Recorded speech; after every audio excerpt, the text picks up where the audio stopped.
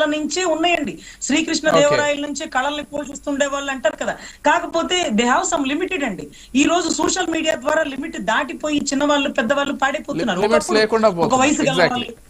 So ఒక limited ఉంటుంది, ఆ లిమిట్ దాటిపోతుందండి. సుబ్బిచెట్టి అని ఒక కథనం కూడా ఏదో ఉండేది చూడండి. దాంట్లో కూడా ఒక వేసి దగ్గరికి ఒక వైశ్యాస్ కమ్యూనిటీ అతను వెళ్ళినాడు అంటే ఒక కథనం వచ్చేది. అది వినేవాళ్ళం చిన్నప్పుడు, సరదాగా నవ్వుకునే వాళ్ళం. సో అట్లాంటివి అక్కడ వరకు ఆగిపోతే బాగుంటుందండి. అంత దాటి వెళ్ళిపోతుంటే అది పసిబిడ్డలు ఏది తప్పో ఏది ఒప్పో అని తెలుసుకోలేని వాళ్ళు ఆ ట్రాప్ లో పడిపోతున్నారు. అలా పడకుండా కొంచెం పెద్దవాళ్ళు తెలుసో తెలియకో తప్పు చేసినా వెనక్కి రాగలుగుతారు. పసిబిడ్డలు ఆ తప్పులోకి వెళ్ళిపోతే వాళ్ళ ఎగ్జాక్ట్లీ అంటే రజనీ గారు నేను అదే అంటున్నాను. ఈ సబ్స్క్రైబ్ చేసుకునేటువంటి వాళ్ళు కావచ్చు, కంటెంట్ చూసేటువంటి వాళ్ళు కావచ్చు, భారతదేశంలో ప్రాపర్ లిమిటేషన్స్ కానీ రూలింగ్స్ కానీ లేవు. ప్రతి ఒక్కరూ చూసేటువంటి వెసులుబాటు ఉంటుంది, ప్రతి ఒక్కరూ సబ్స్క్రైబ్ చేసుకునేటువంటి వెసులుబాటు ఉంటుంది. ఇప్పుడు 15 ఏళ్ల కుర్రాడికి వాళ్ళ పేరెంట్స్ ఫోన్పే డీటెయిల్స్ చెప్తున్నారు, లేకపోతే ఇన్స్టాగ్రామ్ డౌన్లోడ్ చేసిస్తున్నారు. పేరెంట్స్ అంత కంట్రోలింగ్ ఉండట్లేదు. వాళ్ళు ఏం చేస్తారు, వాళ్ళు తెలిసి తెలియక ఏదో కంటెంట్ చూడాలో ఏ కంటెంట్ చూడకూడదో తెలియనటువంటి ఆ మెచ్యూరిటీ లెవెల్స్ ఉండవు. కాబట్టి ఇటువంటి కంటెంట్ని వాళ్ళు సబ్స్క్రైబ్ చేసుకుంటున్నారు. వాళ్ళు కూడా వాళ్ళ ఆలోచన ధోరణి అక్కడే తాగిపోతుంది. మానసికంగా కూడా వాళ్ళు ఇబ్బంది పడుతున్నారు.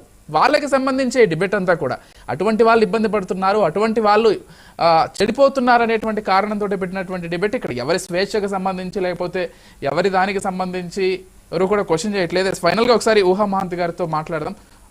ఊహా గారు ఫైనల్ గా ఏం చెప్తారండి వీళ్ళకి సంబంధించి? అంటే గవర్నమెంట్ ఏమైనా రెగ్యులేషన్స్ తీసుకొస్తే బాగుంటుందా, లేకపోతే వీళ్ళంతటా వీళ్ళే తెలుసుకొని కొంత మారితే బాగుంటుందా? What's your opinion? గవర్నమెంట్ ఖచ్చితంగా రూల్స్ అండ్ రెగ్యులేషన్స్ తీసుకురావాలండి, చట్టాలు తీసుకురావాలి. ఇలాంటి అకౌంట్స్ ఏవైతే ఉన్నాయో, ఛానల్స్ ఏవైతే ఉన్నాయో వాటిని వెంటనే బ్లాక్ చేసి రిమూవ్ చేయాలండి. వాళ్ళే తెలుసుకుని చేస్తారంటే అది అంత తొందరగా అయ్యే పని కాదు. ఖచ్చితంగా గవర్నమెంట్ తొందరగా ఇటుపైన చర్యలు తీసుకుంటేనే రేపు ఈ చిన్న పిల్లలు కానీ యువత కానీ రేపటి రోజున మంచి దారి పట్టే అవకాశం ఉంటుందండి. లేదా ఈ చెడు దారిలోనే నడుస్తారు. ఈ పేరెంట్స్ కూడా వాళ్ళ లైఫ్, వాళ్ళ బిజీ, వాళ్ళ జాబ్స్, బిజినెస్, వాళ్ళ దీంట్లో వాళ్ళ టెన్షన్స్ లో వాళ్ళు ఉండి పిల్లల మీద కూడా దృష్టి పెట్టకుండా, వాళ్ళకి కొంచెం టైం కేటాయించకుండా వాళ్ళు ఏం చూస్తున్నారో, డబ్బులు ఫోన్లో ఏం చూస్తున్నారు అని చెప్పేసి అవి కూడా వాటి మీద కూడా పిల్లల పైన కూడా బాధ్యతగా ఉండి రెస్పాన్సిబుల్ గా ఉండాలండి. స్క్రీనింగ్ టైం మాత్రం తగ్గించాలండి పిల్లలకి. వీటినన్నింటిని నియంత్రిస్తే గవర్నమెంట్ కూడా ఖచ్చితంగా తొందరగా చర్యలు తీసుకోవాలి. ఇలాంటి ఛానల్స్ కానీ ఇన్స్టాగ్రామ్ అకౌంట్స్ కానీ రిమూవ్ చేసేయాలండి. రైట్. సంధ్య గారు, అంటే ఫైనల్ గా మీరే చెప్పాలి అసలు. అంటే గతంలో మీరు ఏదైనా మంచి చెప్పినప్పుడు మీ మీద ఎంతమంది విరుచుకుపడ్డారో, లేకపోతే మీ పైన కేసులు పెట్టారో, మహిళా సంఘాలు మీ పైన వ్యతిరేకించాయి, అవన్నీ కూడా చూసాం. సరే, భాషకి సంబంధించి మీరు కొంత మార్చుకోదలుచుకొని ఉంటే దానిపైన చెప్పుంటే మార్చుకునే వాళ్ళు అక్కడి వరకు ఓకే. కానీ అసలు మీరు క్వశ్చన్ చేయడమే తప్పు అనేటువంటి విధంగా కూడా గతంలో ఇప్పుడు కూడా మాట్లాడతారండి. ఆవిడెవరండి మాట్లాడడానికి అంటారు, డెఫినెట్ గా అంటారు. నేను అనేది అంటే రాజ్యాంగం క్వశ్చన్ చేసే హక్కు కూడా ఇచ్చింది కదా, వాళ్ళకి తెలియదు కదా. అది ఇప్పుడు వాళ్ళు ఎంతసేపటికి ఇలా చూపిస్తారనమాట. ఈ 4 ఏళ్ళు మనం చూపిస్తున్నాయి అనుకోరు. నేను అనేది ఏంటంటే నీకు నచ్చింది నువ్వు చేస్తున్నప్పుడు నాకు నచ్చింది కూడా నేను చెప్తున్నాను. నాకు కూడా రాజ్యాంగం ఇచ్చింది అక్క నా రోజు ఈ రోజు కూడా నేను ఏమంటున్నాను సార్, స్వేచ్ఛ దాని గురించి నేను మాట్లాడట్లేదు. ప్రతి ఒక్కరికి స్వేచ్ఛ ఉంది. మీ స్వేచ్ఛని ఎవరు ఇక్కడ ఆరించట్లేదు. బట్ స్వేచ్ఛ పేరుతోని దాన్ని బిజినెస్ గా మార్చే వాళ్ళ గురించి మాట్లాడుతున్నా. అది ఒక్కటి గుర్తు, అది అండర్లైన్ చేసుకోండి.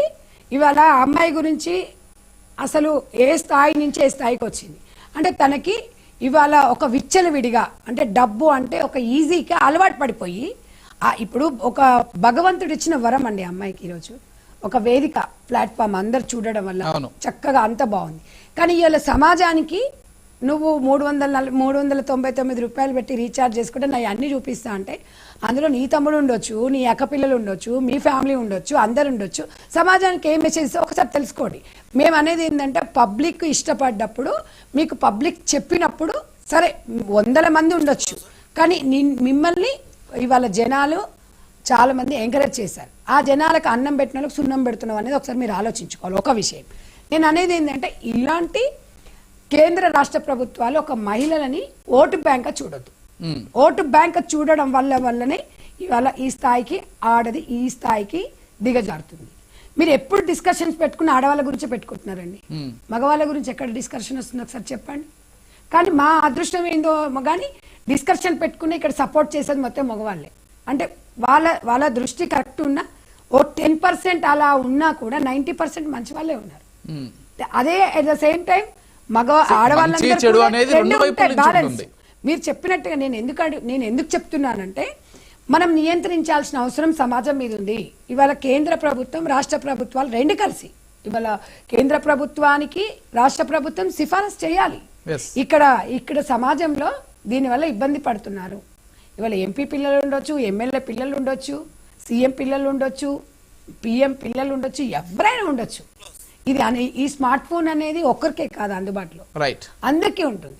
కాబట్టి దయచేసి కైండ్లీ రిక్వెస్ట్, నేను చెప్పేది ఏంటంటే ఇక్కడ మీరు నోట్ చేసుకోవాల్సింది స్వేచ్ఛ గురించి ఎవరు అనట్లేదు. స్వేచ్ఛ పేరుతోని మీరు డబ్బులు సంపాదించి సమాజం మీద వ్యాపారం చేస్తూ సమాజం మీద పిల్లల్ని ప్రభావితం చేసే వాళ్ళ మీద మాత్రం చర్యలు తీసుకోవాలి.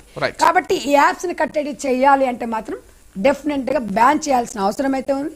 బట్ మనం ఏముందంటే మన దృష్టికి వచ్చినప్పుడు ఒక్కసారి మనం డిపార్ట్మెంట్ దృష్టికి తీసుకెళ్తే బాగుంటుంది అనేది నేను సమాజంలో ఒక బాధ్యత గల మహిళగా నేను చెప్తున్నాను.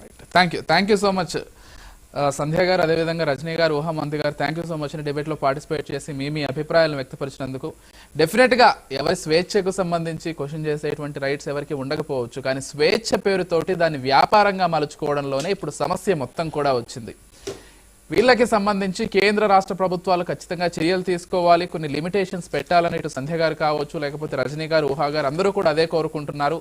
అంటే వీరు క్వశ్చన్ చేస్తే మళ్ళీ తిరిగి వీళ్ళపైనే కేసులు పెట్టేటువంటి ఒక కల్చర్ కూడా ఉందని వాళ్ళు బాధపడుతున్నటువంటి పరిస్థితి కనిపిస్తోంది. ఇప్పటికైనా ఈ అంశాలకు సంబంధించి సరైనటువంటి మార్పు రావాలి. ఈ చేసేటువంటి వాళ్ళు ఎవరైతే ఉన్నారో వాళ్ళు కూడా మరొకసారి పునరాలోచించుకోవాలి. ఇది వాళ్ళ స్పెషల్ డిస్కషన్. కీప్ వాచింగ్ మహా న్యూస్.